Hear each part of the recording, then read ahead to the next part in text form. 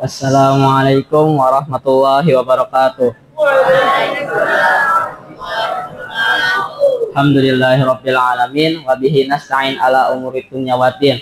Wassalatu wassalamu ala asyrafil anbiya'i wal mursalin sayyidina wa maulana Muhammadin wa ala alihi wa sahbihi ajma'in. Amma ba'du. Segala puji bagi Allah, Tuhan semesta alam, yang mana telah memberikan nikmat Islam kepada kita. Salawat serta salam tak lupa juga selalu kita haturkan kepada baginda Nabi Muhammad SAW, yang mana telah memperjuangkan Islam untuk kita, umatnya tercinta. Andalusia. Siapa di sini yang tidak mengenal Andalusia? Coba angkat tangan. Ya, Andalusia adalah nama sebuah tempat di era kekhilafan Abbasiyah, yang mana sekarang kita mengenalnya dengan sebutan Spanyol dan Portugal. Di eranya, ia adalah tempat di mana berbagai ilmu pengetahuan terbentuk, yang mana menghasilkan ulama dan ilmuwan-ilmuwan hebat. Sampai-sampai orang tua yang dulu berada di Eropa menyuruh anak-anaknya untuk bersekolah di Andalusia. Namun pada kultum ini, Ana bukan membahas tentang Andalusia, namun orang yang telah memfutuhat Andalusia. Siapa ya? Ya, yakni panglima perang Tariq bin Ziyad, seorang pemuda muslim yang berkebangsaan Barbar, yang memang dikirim oleh kekhilafan saat itu untuk membuat Andalusia. Nah, kenapa beliau bisa disuruh menjadi panglima perang?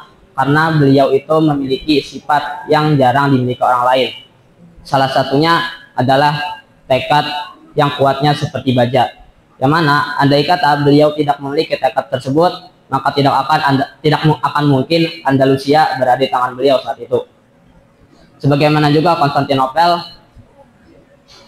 yang mana jika Sultan Mehmed II atau yang lebih kita kenal sebagai Sultan Muhammad Al-Fatih tidak memiliki tekad tersebut, maka tidak akan mungkin Konstantinopel akan takluk di tahun 1453 Masehi.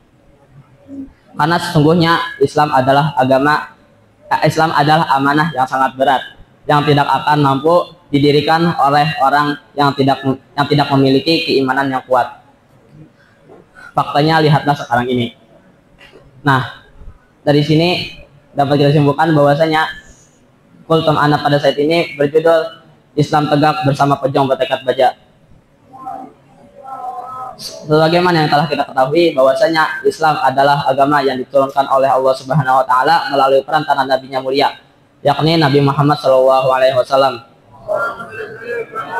Sebagai apa? Sebagai pedoman hidup dan petunjuk bagi manusia agar hidupnya dipenuhi dengan keberkahan dan bisa meraih kebahagiaan dunia dan akhirat.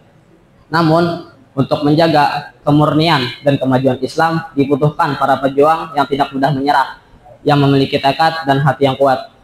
Firman Allah Subhanahu wa taala dalam surah Al-Anfal ayat 60, wa'iddu lahum mastata'tum min quwwati wa min ribatin turih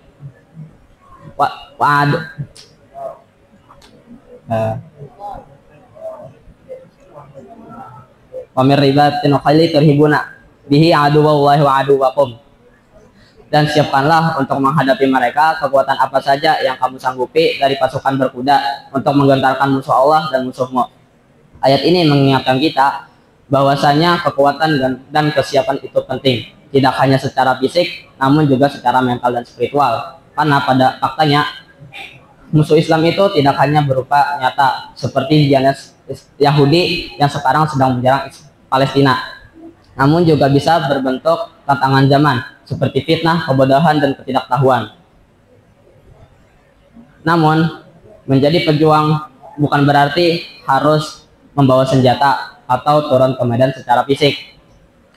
Tapi pejuang bertekad baja adalah mereka yang memiliki keteguhan iman, keikhlasan, dan konsistensi dalam menegakkan nilai-nilai Islam. Rasulullah SAW bersabda, Al-mujahidu man jahada nafsahu wa hawahu. Pejuang yang sesungguhnya adalah mereka yang berjihad melawan hawa nafsunya. Hadis riwayat Bukhari dan Muslim.